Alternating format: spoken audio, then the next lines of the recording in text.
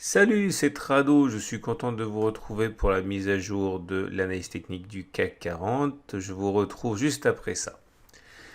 Alors aujourd'hui, on perd 0,40% alors que tous les autres marchés ont pris au contraire leur envol de manière plus ou moins affirmée, mais en tout cas l'Eurostoxx européen, le DAX, etc.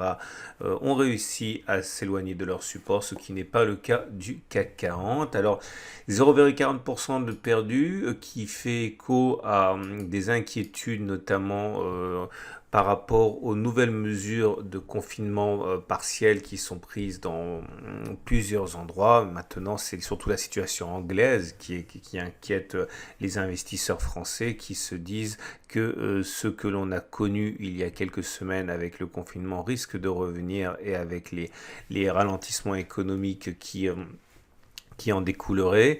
En même temps, il n'y a pas eu de nouvelles statistiques rassurantes, donc les raisons ont manqué pour progresser et c'est la raison principale sans doute à l'atonie du CAC 40. En tout cas, plusieurs choses à dire comme d'habitude. On a cassé, on le sait, on le répète, la figure en biseau ascendant dont on savait que cela normalement devait se casser par le haut, par le bas plutôt que par le haut, c'est chose faite. Je vous rappelle également qu'il y a plusieurs objectifs. Le premier objectif était d'aller chercher le dernier point auquel on a accroché le biseau descendant, ça a été rallié. Le deuxième objectif est d'aller chercher le premier point auquel on a accroché le biseau.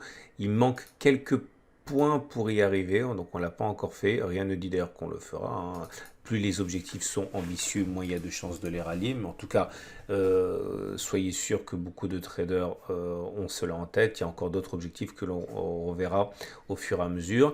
Je vous rappelle également que l'on a cassé le triangle symétrique. On a deux options ici et plusieurs objectifs. Le premier, c'est là aussi d'aller chercher les points auxquels on a raccroché le triangle. Là, pour le coup, le premier objectif, même le premier objectif n'a pas été rallié.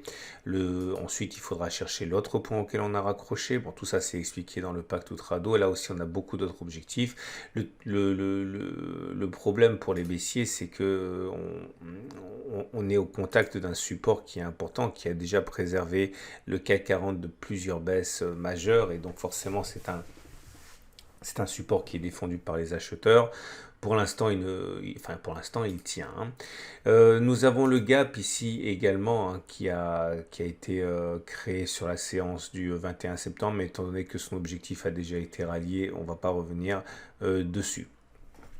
Plus intéressant, sans doute, hein, le chandelier japonais du jour. Alors, le chandelier japonais du jour est baissier puisqu'il est rouge pour commencer, hein, c'est-à-dire qu'on clôture plus bas que l'on a ouvert. Il n'a pas de mèche basse, c'est-à-dire qu'il y a eu des ventes paniques à la fin, hein, au lieu d'avoir des rachats. Et normalement, on devrait avoir encore de la baisse. Maintenant, il faut relativiser les chandeliers japonais et les contextualiser, étant donné qu'on est sur un support. Cela a moins de sens que si on était au milieu de nulle part. Encore une fois, étant donné qu'on est sur une zone potentiellement d'achat, cette perspective funeste, hein, d'une nouvelle bougie de baisse est à relativiser. Ce qui nous amène aux éléments purement techniques, à commencer par la moyenne mobile à 20, la moyenne mobile à 7, la moyenne mobile à 50. Elles sont toutes les trois baissières. Vous voyez, on a eu un croisement baissier fort M7, M20. Ça, c'est annonciateur statistiquement du fait que l'on n'a pas fait les plus bas. On backtestera ça plus tard. Là, j'ai prévu autre chose. Le fait que la M50 soit descendante est également négatif, hein, mais encore une fois, à relativiser parce que mon scénario, un scénario possible que je n'arrive pas à évacuer, c'est celui d'une mutation, hein, du range. On passerait d'un triangle à un vaste, très très vaste trading range comme ça.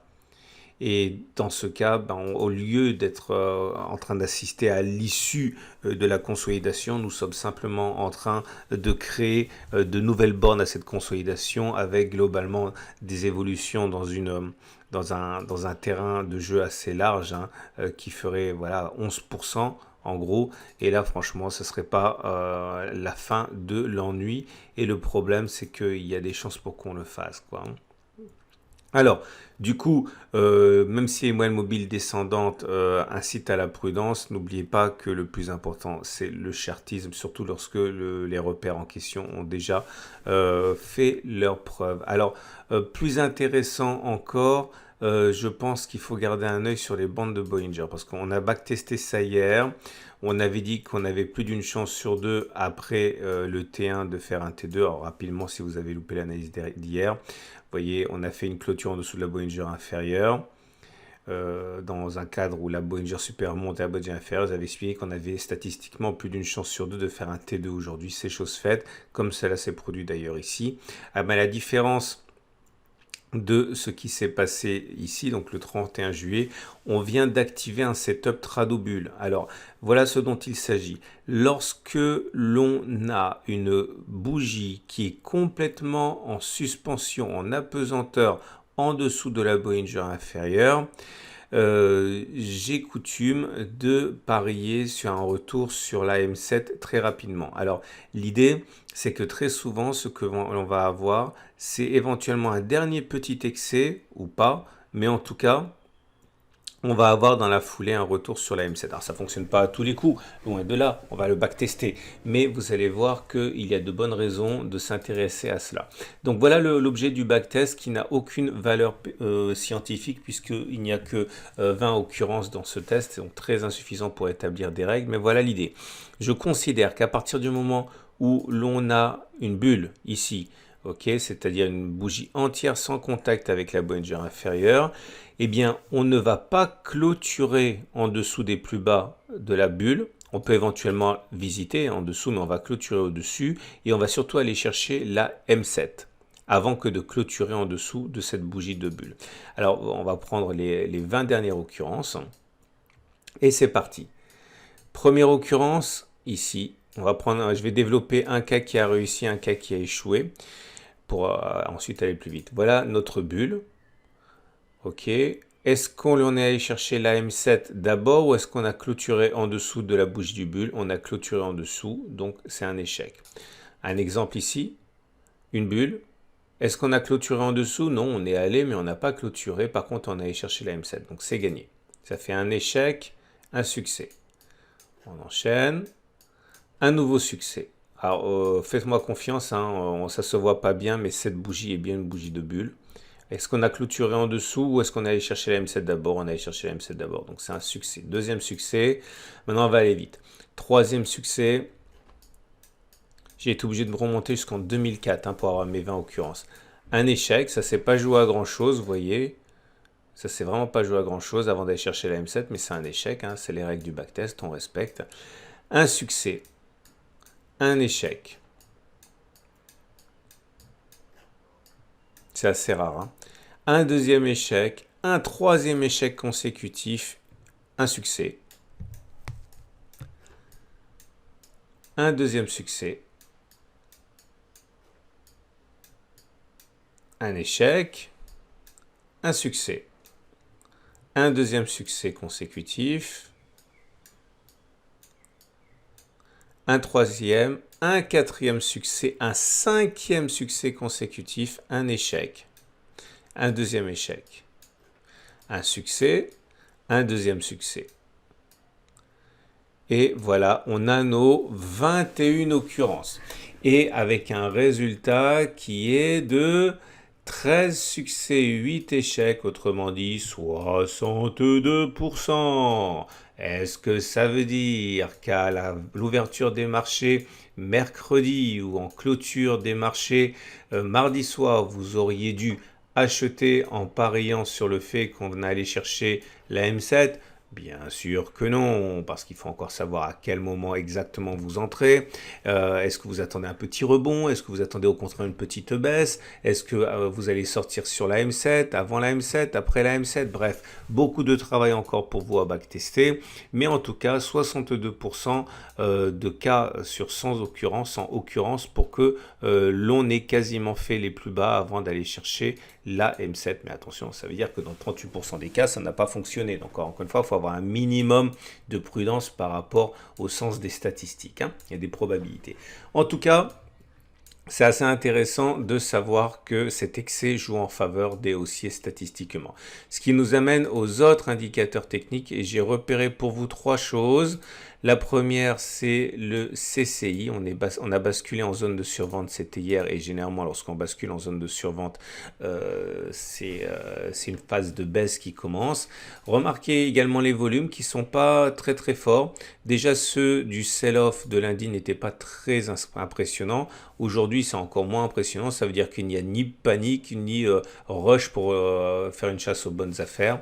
Et regardez l'Awesome Oscillator ici qui délivre un signal baissier. J'en reparlerai peut-être demain parce qu'on risque d'avoir un bon point d'entrée demain si ça se trouve. On va terminer avec l'Ishimoku.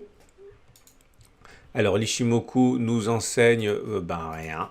Il nous enseigne rien, il nous enseigne qu'on est toujours en tendance neutre. Hein. Le fait que... Alors attendez, je vais tout enlever parce que sinon on comprend plus rien. Et on voit qu'il y a les twists et retwists. Franchement, je ne me rappelle pas avoir vu 5 twists d'affilée en aussi peu de temps. Ok, donc ça veut dire que la tendance est neutre.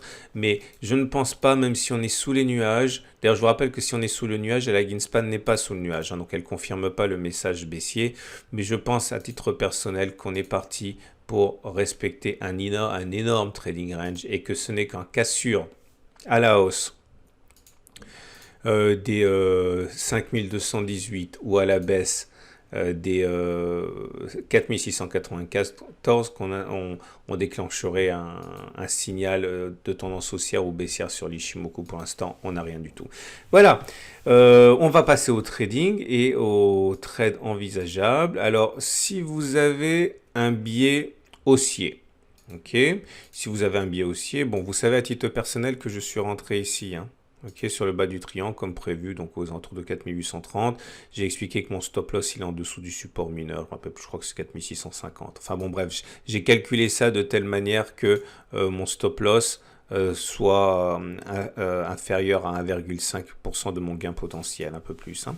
Bon bref, toujours est-il que si vous avez un biais haussier, vous avez un très bon point d'entrée pour rentrer maintenant, en partant du principe par exemple qu'on est parti pour un trading range. Donc voilà, imaginons vous mettez un stop à 2,8% et vous visez un retour sur le haut du trading range à 9%. Excellent ratio gain-risque. Vous pouvez même prendre en sécurité un stop en dessous du prochain support, en dessous du gap. Ça fait un stop à 5,5% avec un objectif à 9%. Vous avez encore un ratio quasiment de 1 pour 2. Donc c'est excellent pour les haussiers.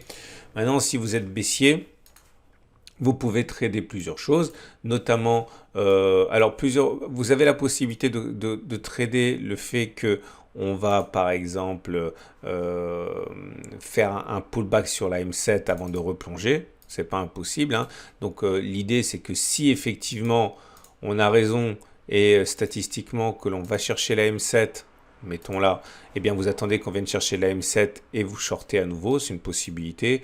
Mais comme ça risque de ne pas se produire demain, vous avez la possibilité de shorter un pullback pardon, sur le haut du triangle. En partant du principe que ce à quoi on assiste, c'est un simple pullback sur le triangle, ce qui est assez classique, vous pouvez reshorter à ce niveau pour aller visiter par exemple l'objectif du triangle, qui est en gros le support mineur. Le tout, c'est que faites attention à bien avoir votre ratio gain-risque supérieur à 1.